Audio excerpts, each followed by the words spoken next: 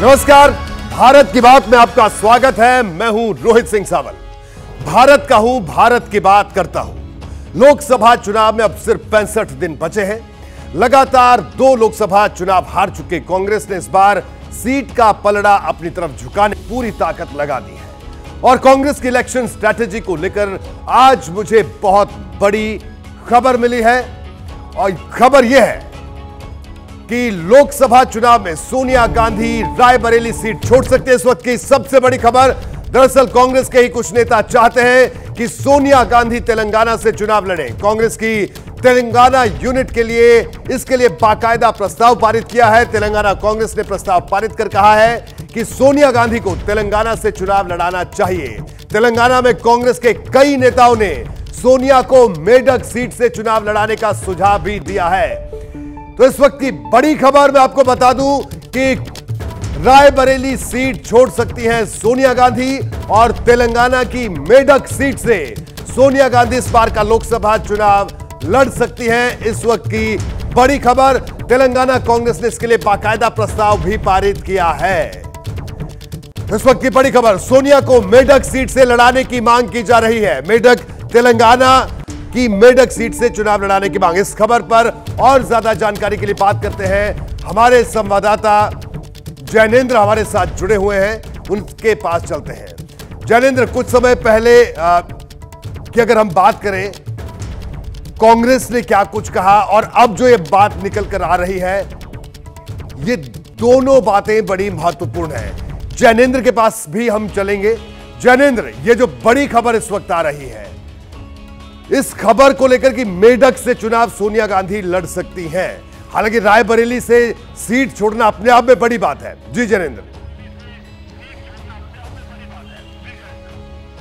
बिल्कुल रोहित जी, दरअसल तेलंगाना राज्य का जब गठन हुआ था तब माना गया कि सोनिया गांधी ने उसमें काफ़ी अहम भूमिका निभाई थी और इसी वजह से तेलंगाना में खासतौर पे कांग्रेस के जो समर्थक हैं उनमें सोनिया गांधी को लेकर एक भावनात्मक लगाव है। और यही वजह है कि चूंकि विधानसभा चुनाव में जीत बेशक हासिल हुई है कांग्रेस को तेलंगाना में, लेकिन तेलंगाना की जो 17 सीटें हैं लोकसभा की, अब वहां ज़्यादा से ज़्यादा लोकसभा की सीटें जीतने की कवायद चल रही है। और चूंकि सोनिया गांधी के साथ एक इमोशनल कनेक्ट है तेलंगाना का, यही वजह है कि तेलंगाना कांग्रेस ने एक प्रस्ताव पारित किया है और प्रस्ताव पारित करके राष्ट्रीय अध्यक्ष मल्लिकार्जुन खड़गे को भेजा है। और उस प्रस्ताव में सोनिया गांधी को तेलंगाना से लोकसभा चुनाव लड़ाने का निवेदन किया गया है। जिस सीट की बात उभर कर सामने आ रही है वो मेडक सीट है और इसके पीछे एक ऐतिहासिक पृष्ठभूमि यह है कि इंदिरा गांधी 1980 में मेडक सीट से लोकसभा चुनाव जीत चुकी हैं। हालांकि सूत्रों का कहना है कि मेडक के अलावा जहीराबाद, खम्मम, नलगोंडा ये और अन्य सीटें हैं।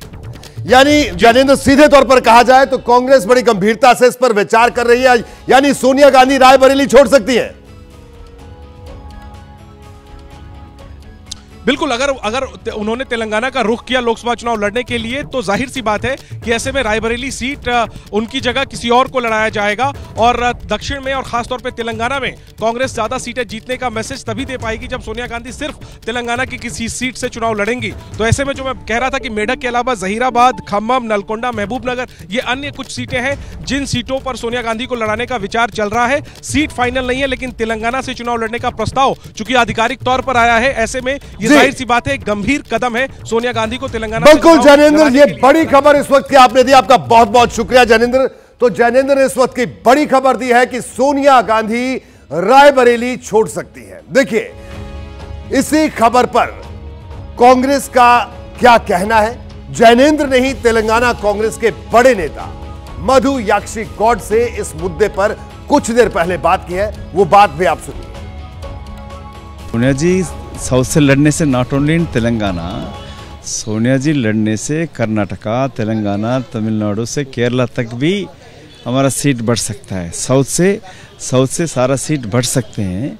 हम यही एक 1 पॉइंट रेजोल्यूशन बना के भेजा है माननीय श्री खड़गे जी को, श्रीमती सोनिया जी को, तेलंगाना से लड़े, किधर से भी लड़े, वो जीतेंगे। सोनिया गांधी फिलहाल उत्तर प्रदेश की रायबरेली सीट से सांसद हैं। रायबरेली सीट कांग्रेस के लिए सबसे सेफ लोकसभा सीट में गिनी जाती है। सोनिया बीते 4 चुनाव में यहां से जीतती रही हैं और आंकड़े गवाह हैं कि उनको हर चुनाव में यहां 50% वोट मिले हैं। इसलिए तेलंगाना कांग्रेस ने जो मांग रखी है उससे कई सवाल उठ रहे हैं। वो सवाल क्या है, मैं जल्दी से पहले वो सवाल आपको दिखाता हूं। पहला सवाल, रायबरेली की सेफ सीट छोड़कर कांग्रेस के नेता सोनिया को तेलंगाना से चुनाव लड़ाने की मांग क्यों कर रहे हैं? इसके पीछे कांग्रेस की क्या रणनीति है? दूसरा सवाल, अगर सोनिया गांधी रायबरेली सीट से चुनाव नहीं लड़ती है तो कांग्रेस यहां किस नेता पर दांव लगाने वाली है? यह सवाल बहुत महत्वपूर्ण है कि रायबरेली सीट कांग्रेस खासकर गांधी नेहरू परिवार का गढ़ रहा है। इसलिए सोनिया गांधी अगर तेलंगाना से चुनाव लड़ती हैं और रायबरेली सीट छोड़ देती हैं तो कांग्रेस यहां से किसी बड़े चेहरे को मैदान में उतारेगी। हमारे संवाददाता जैनेंद्र कुमार ने इस पर भी बड़ी खबर दी है। देखिए, प्रियंका गांधी पहली बार चुनावी मैदान में उतर सकती हैं, यह इस वक्त की एक और बड़ी खबर। रायबरेली से प्रियंका गांधी चुनाव लड़ सकती हैं। रायबरेली से चुनाव लड़ सकती हैं प्रियंका गांधी, इस वक्त की बड़ी खबर। लेकिन यह तब होगा जब सोनिया गांधी रायबरेली सीट छोड़ती हैं, क्योंकि खबर आ रही है कि तेलंगाना से सोनिया गांधी को चुनाव लड़वाने की मांग हो रही है। देखिए, यह तभी होगा जब सोनिया गांधी रायबरेली की सीट छोड़ दे। प्रियंका गांधी को इसके बाद ही रायबरेली सीट से चुनाव लड़वाया जा सकता है। कांग्रेस अगर यह फैसला लेती है तो इसके पीछे बड़ी वजह भी होगी, लेकिन प्रियंका गांधी को रायबरेली से लड़ाने का असर यूपी की बाकी सीटों पर भी नजर आएगा।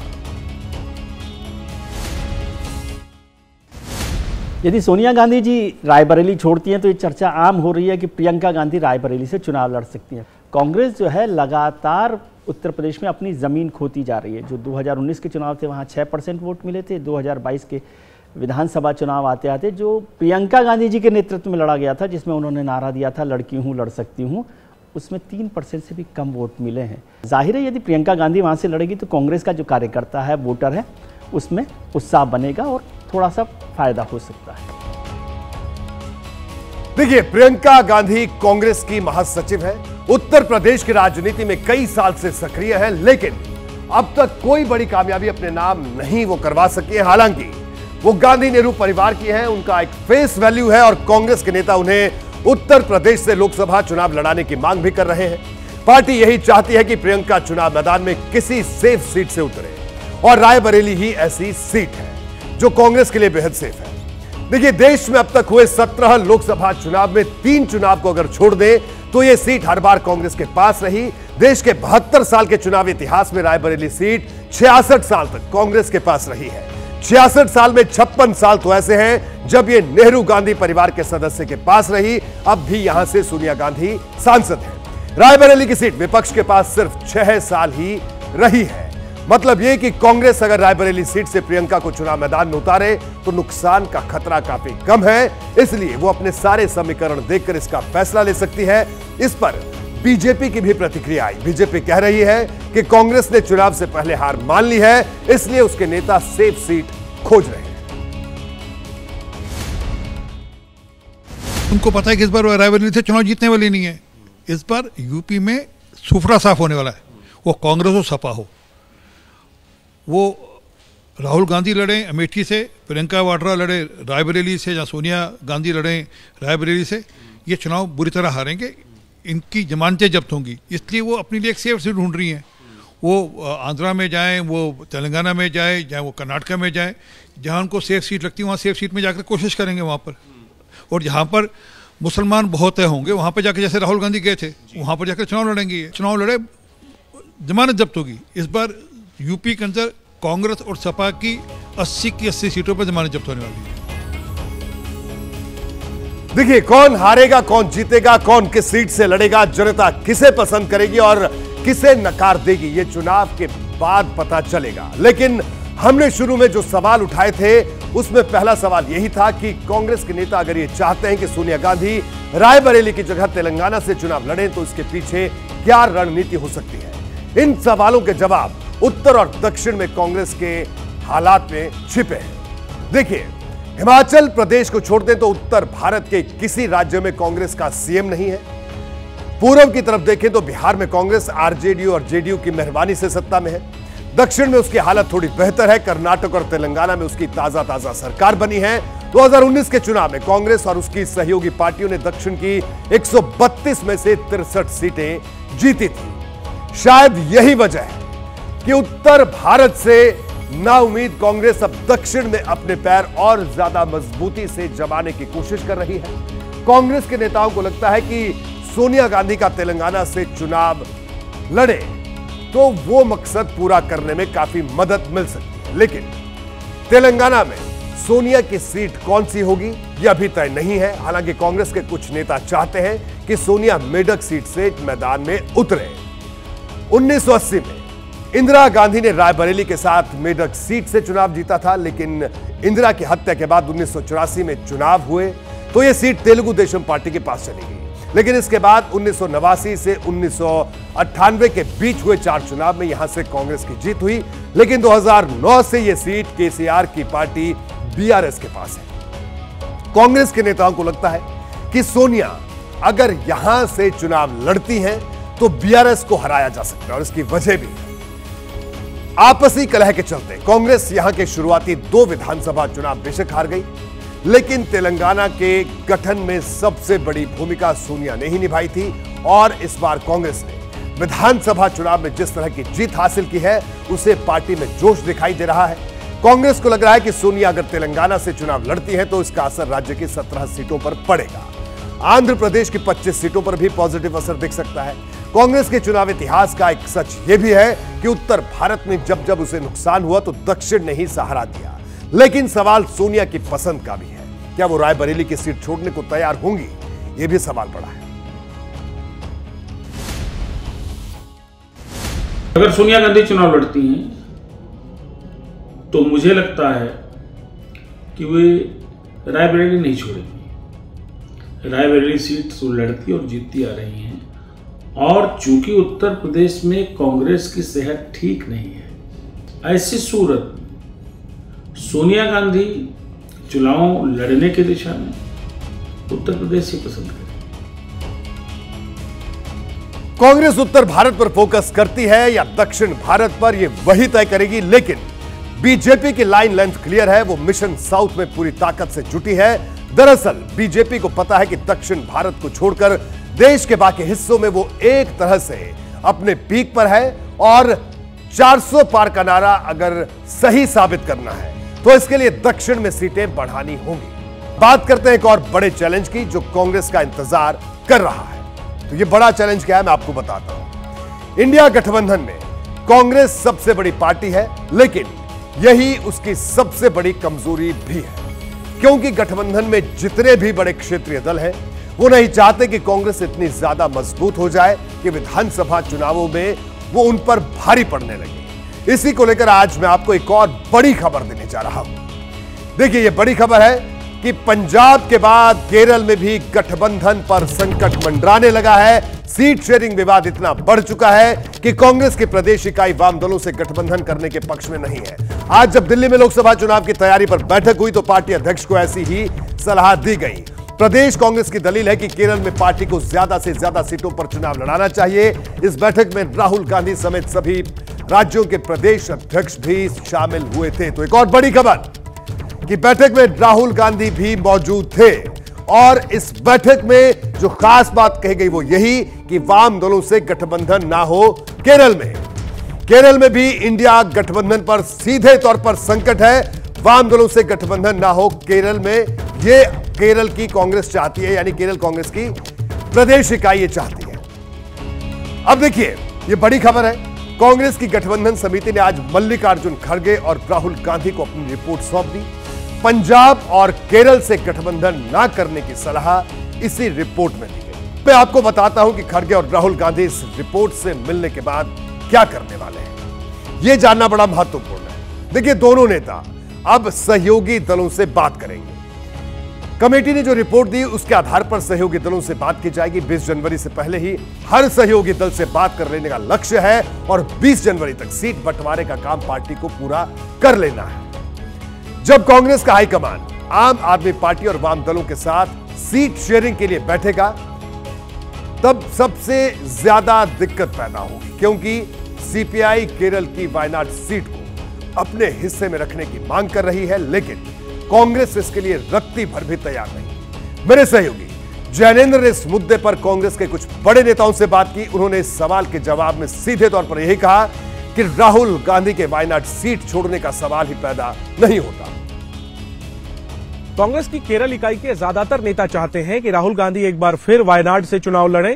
हालांकि सीपीआई, जो इंडिया गठबंधन में कांग्रेस की सहयोगी दल है, उसकी मांग है कि राहुल गांधी वायनाड से चुनाव न लड़कर किसी ऐसी सीट से चुनाव लड़ें जहां उनका मुकाबला बीजेपी उम्मीदवार से हो, क्योंकि वायनाड में कांग्रेस का मुकाबला सीपीआई से होता है। हालांकि सीपीआई की इस मांग पर कांग्रेस के उच्च सूत्रों ने मुझे बताया कि राहुल गांधी के वायनाड छोड़ने का सवाल ही नहीं उठता। यानी कांग्रेस के उच्च सूत्रों का संकेत साफ है कि राहुल एक बार फिर वायनाड से चुनाव लड़ सकते हैं। देखिए, केरल हो या पंजाब, कांग्रेस को लगता है कि इन दोनों राज्यों में उसकी पकड़ मजबूत है। अगर वो बिना गठबंधन के भी इन राज्यों में जाती है तो उसे ज्यादा नुकसान नहीं होगा। आंकड़े भी इस बात की तस्दीक करते हैं। केरल की सियासी तस्वीर आपको दिखाता हूं। देखिए, केरल में मुख्य रूप से दो गठबंधन है, एक है यूडीएफ और दूसरी है एलडीएफ। कांग्रेस यूडीएफ की हिस्सेदार है और वाम दल एलडीएफ की अगुवाई करते हैं। 2019 में जब लोकसभा चुनाव हुए तो यूडीएफ ने केरल की 20 लोकसभा सीटों में से 19 सीटें जीत ली। इसमें अकेले कांग्रेस की 15 सीटें थी। कांग्रेस सिर्फ एक सीट पर ही चुनाव हारी थी और उसका वोट प्रतिशत 37% से ऊपर रहा था, जबकि एलडीएफ को सिर्फ एक सीट मिली और वो भी सीपीएम की जीती हुई सीट है। यही वो आंकड़ा है जो केरल में कांग्रेस के हौसलों को मजबूत कर रहा है। लेकिन क्या हालात आज भी 5 साल पहले जैसे हैं? और सवाल यह भी है, अगर कांग्रेस इस बार भी लेफ्ट से किनारा करके चुनाव लड़ती है तो उसे फायदा होगा या नुकसान? यूनिट्स होती हैं, वो हमेशा ही किसी दूसरे गठबंधन या किसी दूसरी पार्टी के साथ जाने से विरोध करती हैं, उसका विरोध करती हैं, उसके खिलाफ होती है, क्योंकि उनको लगता है कि उससे उनका संगठन कमजोर होगा और उन्हें हर दिन वहाँ पर उन्हीं दलों के साथ लड़ाई लड़नी पड़ती है जो चुनाव के वक्त में आकर जिनके साथ दोस्ती करनी पड़ती है। लेकिन जो केंद्रीय नेतृत्व होता है किसी भी पार्टी का, यहाँ पर कांग्रेस की बात है, उसे अलग तरीके से सोचना पड़ता है। आज जब इंडिया गठबंधन की बात आ रही है तो कांग्रेस को इंडिया गठबंधन के लिए राष्ट्रीय स्तर पर सोचना है। आज जब दिल्ली में कांग्रेस के सभी प्रदेश अध्यक्ष इकट्ठा हुए थे तो पंजाब की चर्चा फिर से उठी। कांग्रेस ने इस राज्य में अकेले लड़ने का कोई औपचारिक ऐलान तो नहीं किया, लेकिन पंजाब कांग्रेस के अध्यक्ष ने इशारा कर दिया कि वो राज्य की सभी 13 सीटों पर तैयारी कर रहे हैं। ऑल इंडिया कांग्रेस कमेटी की तरफ से जो इशारा हुआ है, जहां कभी समझाया गया है, वो यही है कि 13 की 13 सीटों पर हमने चुनाव लड़ना है। गठबंधन के बारे में बहुत देर से ये चर्चाएं चल रही हैं, चर्चाओं का बाजार बहुत गर्म है। गठबंधन के बारे में, सीट शेयरिंग के बारे में पंजाब के लिए कोई चर्चा नहीं हुई। तो आप सभी सीटों पे जा रहे हैं? 100% आज की हमारी तैयारी 13 की 13 सीटों पर चुनाव लड़ने की है। ऐसे बयानों के बाद कुछ सवाल है। अगर इंडिया गठबंधन के दल केरल और पंजाब जैसे राज्यों में आपस में ही लड़ेंगे तो फिर इसे गठबंधन कहना कितना सही होगा? दरअसल कहानी यह है कि कांग्रेस उत्तर भारत के कई राज्यों में तुलनात्मक रूप से छोटी पार्टी हो गई है और जिन राज्यों में वो मजबूत है वहां वो अपना कद बिल्कुल भी नहीं घटाना चाहती। लेकिन मुसीबत यह है कि पिछले चुनावों के रिकॉर्ड के आधार पर क्षेत्रीय दल उसे ज्यादा सीट देने को तैयार नहीं है। 5 राज्यों के विधानसभा चुनाव में जब कांग्रेस बुरी तरह सफल हुई तो उसका सियासी कद और भी गिर गया। देखा यह भी गया कि पिछले कुछ विधानसभा चुनावों में कांग्रेस के चाहने के बावजूद क्षेत्रीय दलों ने उससे गठबंधन नहीं किया, क्योंकि यूपी हो या बिहार विधानसभा चुनावों में हार के लिए कहीं ना कहीं कांग्रेस को ही जिम्मेदार ठहराया गया था। अभी तो सिर्फ 2 राज्यों में ही पेच फंसा है, लेकिन जब कांग्रेस हाईकमान सहयोगी दलों के सामने सीट बंटवारे का ब्लूप्रिंट रखेगा तो खटपट ज्यादा बढ़ सकती है। पश्चिम बंगाल में इंडिया गठबंधन के हालात अभी से पूरी तरह से उलझे हुए हैं। बीते दिनों ममता बनर्जी ने कांग्रेस को 2 सीटों वाली पार्टी बताया था। इशारा यह भी था कि ममता बनर्जी कांग्रेस के लिए 2 से ज्यादा सीट नहीं छोड़ेंगी। लेकिन अब कांग्रेस की प्रदेश इकाई ममता पर आक्रामक हो गई है। अधीर रंजन चौधरी हर दिन ममता बनर्जी पर सियासी हमले कर रहे हैं, लेकिन इस बार उन्होंने बहुत ज्यादा तीखा बयान दे दिया है। कौन भीख मांगने गया पता नहीं, हम लोग तो भीख मांगने नहीं गए। ये ममता बनर्जी खुद कह रहे हैं कि हम गठबंधन करके चुनाव लड़ेंगे। ये दोनों सीट हमारे पास है, उनकी दया की कोई जरूरत नहीं है हमें। आप अपने दम पर लड़ सकते, चल सकते।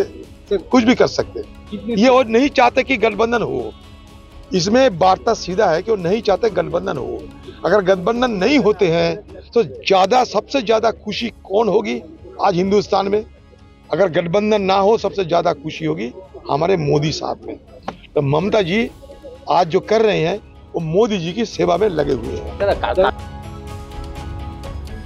देखिए, अधीर रंजन चौधरी के ऐसे बयान पिछले कई दिनों से सुनने को मिल रहे हैं। ये तो ममता बनर्जी की पार्टी के साथ गठबंधन के पक्ष में भी नहीं है, लेकिन सवाल यह है आखिर ऐसा क्यों है? क्या कांग्रेस पश्चिम बंगाल में ऐसी स्थिति में है कि वो ममता बनर्जी को अपना सियासी दुश्मन बना ले? क्या वो अकेले दम पर बीजेपी और ममता बनर्जी दोनों को हरा सकती है? यह बात सच है कि ममता और मोदी लहर के बावजूद अधीर रंजन चौधरी अपनी लोकसभा सीट बचा ले गए थे, लेकिन पूरे पश्चिम बंगाल को देखेंगे तो इसे अधीर रंजन चौधरी का बड़बोलापन समझा जाएगा। पिछले चुनाव के आंकड़े आपको दिखाता हूं, उससे तस्वीर और ज्यादा साफ होगी। 2019 में बंगाल में कांग्रेस ने सभी 42 सीटों पर चुनाव लड़ा, उसे सिर्फ 2 सीटों पर जीत मिली और वोट प्रतिशत 6% से भी नीचे आ गया। कांग्रेस का वोट शेयर लेफ्ट के वोट शेयर से भी कम था, जबकि ममता बनर्जी की टीएमसी ने 22 सीटों पर जीत हासिल करते हुए 43% से ज्यादा वोट हासिल किए। वहीं बीजेपी 2 सीटों से बढ़कर 16 सीटों तक पहुंच गई। बीजेपी का वोट शेयर 40% के ऊपर था। इन आंकड़ों को देखकर कोई भी यही कहेगा कि अधीर रंजन चौधरी जैसे नेता बने बनाए इंडिया गठबंधन पर कुल्हाड़ी चला रहे हैं। इसमें कोई दो राय नहीं है कि अगर कांग्रेस और टीएमसी साथ मिलकर लड़ते हैं तो बीजेपी को नुकसान पहुंचा सकते हैं। इससे न सिर्फ इंडिया गठबंधन की सीटें बढ़ेंगी बल्कि बीजेपी को सीट भी कम जा सकती है। अगर कांग्रेस 2 से ज्यादा सीटों पर चुनाव लड़ना चाहती है तो बेशक वो बातचीत के जरिए मामला सुलझा सकती है, लेकिन मीडिया के कैमरे पर ऐसे बयान दिए जाएंगे तो बातचीत से पहले ही बात बिगड़ जाएगी। पश्चिम बंगाल एक ऐसी जगह है जहां पर इंडिया मोर्चे को गठबंधन बनाने में पेचीदगी का सामना करना पड़ेगा और वो पेचीदगी वहां पर आ रही है। जो कांग्रेस के नेता हैं, मल्लिकार्जुन खड़गे और दूसरे नेता हैं, वो सब तजुर्बेकार नेता हैं। इस प्रकार की पेचीदगी धीरे धीरे बातचीत करके ही साफ होगी। हमें इंतजार करना चाहिए 15 से लेकर 20 तारीख तक था। अगर उस वक्त तक भी गठबंधन नहीं बन पाता तो फिर मान लेना होगा कि शायद पश्चिम बंगाल में कोई गठजोड़ नहीं बनेगा और टीएमसी, कांग्रेस, सीपीएम अलग अलग चुनाव लड़ेंगे। आज जब दिल्ली में कांग्रेस के लोकसभा चुनाव को लेकर बैठक हुई तो मल्लिकार्जुन खड़गे के नेताओं को चुनाव की तैयारी में जुटने के लिए कहा। नेताओं को कुछ खास हिदायत भी दी गई। वो हिदायत क्या थी, अब मैं ये आपको बताता हूं। खड़गे ने कहा कि हमारे सारे मतभेद हमें भुलाकर एक होने की जरूरत है। सिर्फ इसी बात को सोचना है कि कांग्रेस को कामयाब कैसे बनाया जाए। आपसी टीका टिप्पणी से परहेज करना होगा। इंटरनल मामलों को मीडिया तक ले जाने से बचना होगा। यह बात उन्होंने आज कही। मल्लिकार्जुन खड़गे पार्टी के राष्ट्रीय अध्यक्ष हैं।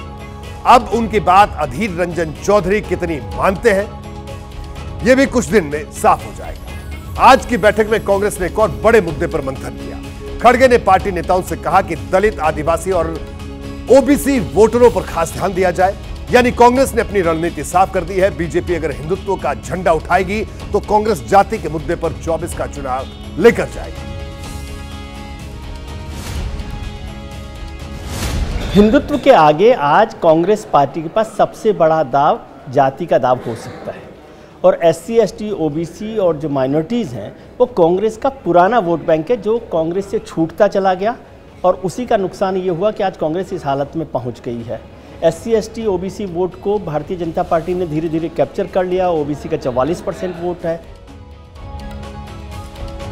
कांग्रेस के सामने इस वक्त दोहरी समस्या है। एक तरफ गठबंधन के सहयोगियों से सम्मानजनक सीट मांगनी है तो दूसरी तरफ इस गठबंधन को चुनाव के दिनों तक बचाकर भी रखना है।